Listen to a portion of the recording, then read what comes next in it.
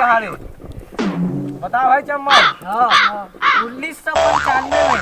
हाँ अब बता इसको नहीं जाना आज के लेकर का नहीं। महाभारत युद्ध हो रही से तो हमारे बोधू के बड़े बाबू है। हाँ कहाँ गए? बनवास 14 पर बनवास किसे जब वो नहीं गई तब पूरा गांव वाला महा ओकर पर गुलाल गोबर काला चांदी गोबर मोबाइल लेकर टंकी सब कर दी। हाँ ओकरे से थी रक्षाबंधन ला मनाते यार। हाँ अबे रक्षाबंधन नहीं रे होली त्योहार ऐसे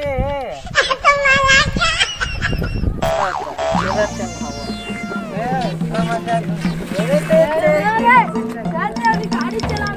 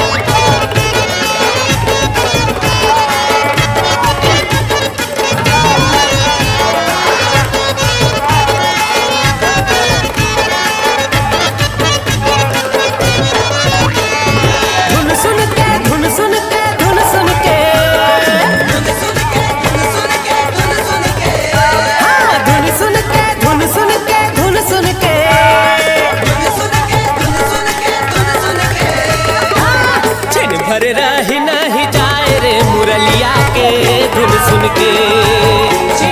रही नहीं जाए रे मुरलिया के धुन सुन के।